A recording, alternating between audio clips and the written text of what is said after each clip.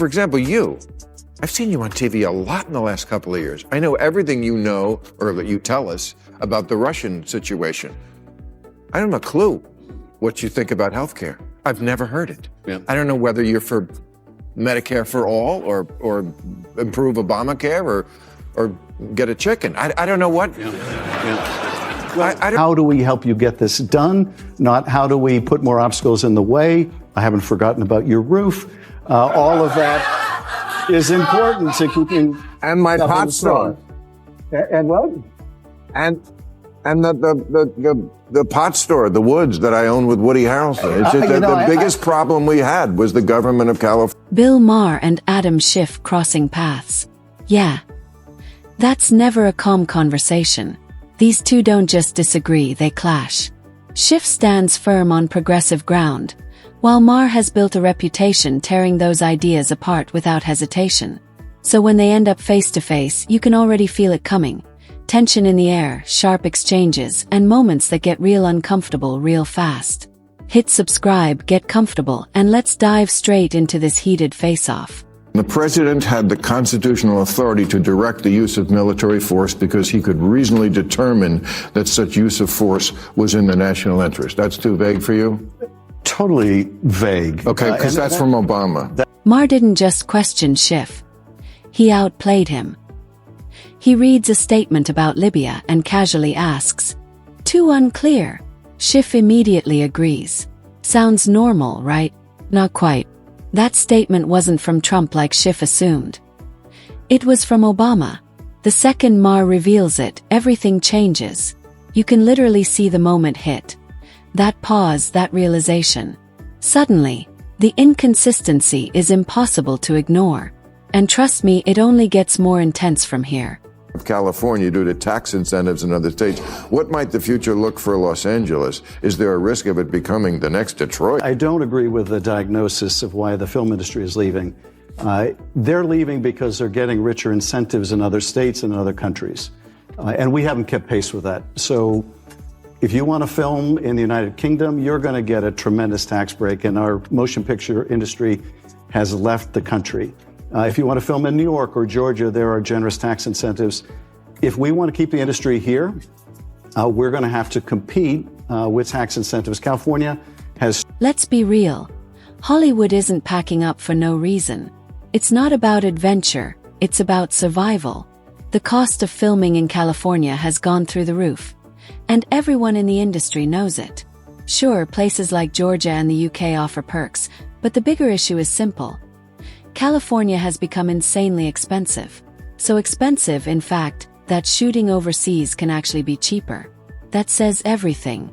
California loses people because they are being driven away by a high-tax, high-regulation state where public services don't reach the standards that they should. That should be a signal that we shouldn't have one favored industry or another. We should have a favored state. California. Here's the crazy part. The criticism starts before Maher even fully jumps in. California has been losing businesses and residents for years, and it's not hard to see why. High taxes, strict rules, endless red tape. Maher has been calling this out for a long time. But Schiff keeps framing it like it's just about incentives. Why? Because that version sounds a lot better than admitting there's a deeper problem. Roof, all of that is important to keeping... And my pot store. And what? And the pot store, the Woods that I own with Woody Harrelson. It's just the biggest problem we had was the government of California. I imagine your producers are saying, "Oh God, I can't believe Schiff brought up his roof." Yeah, I mean, we love it here. We want to live here. The West Coast has the sunshine and the girls all get so tanned. I don't know how I can, but we just gotta make it. Some point, reality has to be faced. California needs a reset. One that actually works for businesses and everyday people. And that responsibility starts with leadership, including figures like Gavin Newsom and Adam Schiff. For years, costs kept rising while officials insisted everything was under control. But it's clearly not. Housing prices are out of reach, taxes remain high, and regulations make it harder to build, grow, or even operate. When you combine sky-high living costs with heavy bureaucracy, people don't stay, they leave. If California wants to stay competitive, it needs real change. Lower costs, smarter policies, and leaders willing to admit what's broken. With the UK's proposal to impose a social media curfew for kids, how realistic is it to enforce? One night suggesting I was going to open a place called Bill Maher's Catholic School. Let me finish.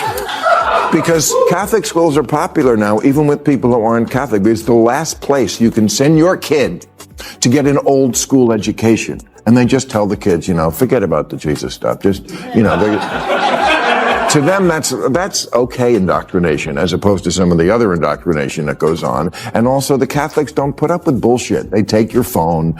You have to learn your P's and Q's and your grammar and all this kind of stuff. And that's what I just don't understand, that parents don't have the whip hand anymore. Not that you should. Now let's shift to something people don't talk about enough. The push to bring constant tech into classrooms was sold as progress. Phones, internet, digital learning, it was supposed to improve education. Instead, it created non-stop distraction. Focus dropped, attention spans shrank, and learning took a hit. The results are hard to ignore now. So Maher raises a direct question. Should the US follow the UK's lead and limit kids' access to social media? Teenager in it cannot be mischaracterizing this. And the kids they don't listen to their parents, they turn their back on them, they walk out of the room, things that would just get me shut down when I was a kid. And I think it starts. Sounds simple, right? But it's actually a tough question because it demands accountability. And you can see Schiff getting uncomfortable. Maher keeps pressing the point. Schools are meant for learning, not endless scrolling. Discipline matters. Focus matters.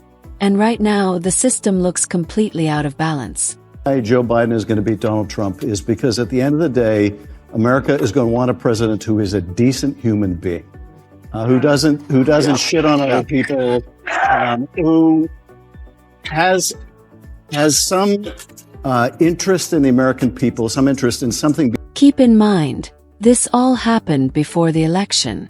Schiff sounded confident, like the outcome was already decided. But Maher doesn't buy it. Instead, he slowly chips away at that certainty, exposing cracks in the narrative. I read an article last year, and it was called "Separating Sports by Sex Doesn't Make Sense." Right. And talked about how we separate sports like the WNBA just because it's just socialization. This is insane. I agree. Okay. That's why people vote for Trump. Mm-hmm. Because there's stuff like that on the left that people just go, I know Trump's horrible, but separating by sports by sex makes perfect sense. Mm-hmm. And if you think it doesn't, you can't leave the country. But that's cutting off your nose to spite your face. Okay. I'm just giving you the answer to the question you're asking all night long. Why do they vote for Donald Trump? It's not always because they like him. No. It's because stuff like that. And here's where it gets interesting. Maher saw what others didn't. While some were celebrating early, he noticed growing frustration among voters. Ignore that, and it comes back to hit hard. Many people felt overwhelmed by extreme politics and constant culture clashes. Some didn't even fully support Trump. They just felt pushed away by the alternative. Maher's message is clear. When people feel ignored, they respond. Then he challenges Schiff directly. Step outside the comfort zone. Go on platforms that push back. Because real confidence isn't proven in easy interviews. It's tested in tough ones. For example, you. I've seen you on TV a lot in the last couple of years. I know everything you know, or that you tell us, about the Russian situation. I don't have a clue what you think about healthcare. I've never heard it. Yeah. I don't know whether you're for Medicare for all, or improve Obamacare, or get a chicken. I don't know what. Yeah. Yeah. Well, I don't know what. Here's what I was telling my colleagues, and particularly these wonderful candidates we had running in the midterms. Don't talk about Russia. You're not going to persuade people to vote Democrat or Republican based on Russia. But what about Trump? Now, I get asked about it because, our investigation for the last 2 years was the only investigation into what Russia did. Right. And people ask me about it. But what I urge the candidates and what I urge our nominees to talk about is, how are you going to help American people put bread on the table? How are you going to help them provide for a secure retirement in an environment which people don't stay in the same job their whole life. In a job with globalization and automation, how do people get health care? How do they keep health care when they go from job to job? How do we help young people afford college? Those are the things we need to be talking about. We are in the midst of two revolutions right now, either one of which would be phenomenally disruptive. The two put together are just producing this cataclysm of xenophobic populism around the world. And it's the revolution in the global economy through globalization and automation when millions are losing their jobs through no fault of their own. And it's the revolution in communication, which is every bit as significant as the invention of the printing press, but it happened overnight, where lies travel faster than truths, where hate goes viral, and you put those two things together and it is a combustible mix.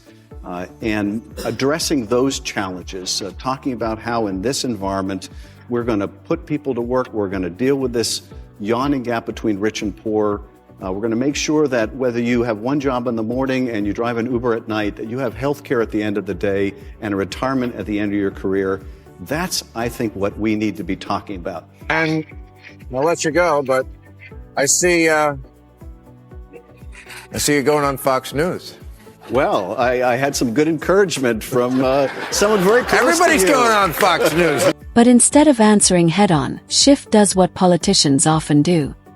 He sidesteps. Maher asks a straightforward question. What's your actual message? Not criticism, not talking points, a real vision. 'Cause that's the issue. For too long, strategy has revolved around opposing one figure. But that's not enough. People want clarity. What's the plan? Where are you going? Why should anyone believe in it? Without clear answers, people lose interest. Who, before the 24 election, said things like, if the party didn't shift to the center, we will get fucking torn apart.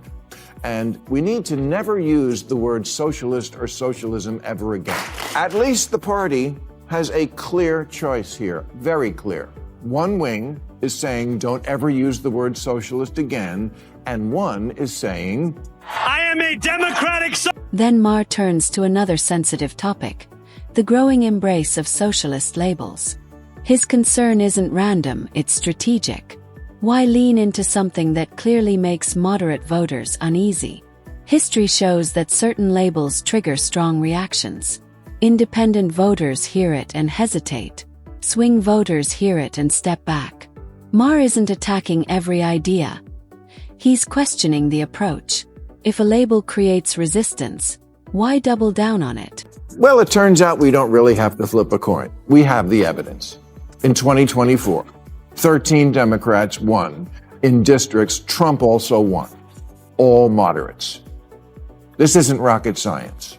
All the left-leaning think tanks have done autopsies on 2024, and they all came up with the same message: move to the center. Even the New York Times, which did so much to promote woke politics, now says the partisans are wrong. Moving to the center is the way to win.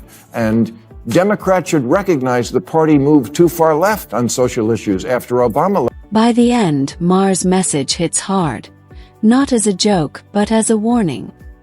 His argument is simple.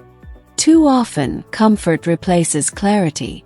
Easy talking points take the place of honest answers. And people notice.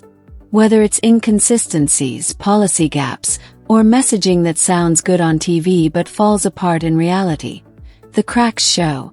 From debates over leadership decisions to rising living costs, from digital distractions shaping kids' lives to political branding that pushes voters away, the pattern repeats. And every time the conversation tries to shift, Maher pulls it back to one idea. Face reality. Stop avoiding tough questions. Stop relying on safe spaces. Because voters aren't blindly loyal. They're paying attention. And when trust fades, so does support. You don't have to agree with Maher to see the point he's making. Ignore it and you risk losing the middle. Confront it and you might actually win people back. If you enjoyed this breakdown, hit like and subscribe for more. See you in the next one. Rock it.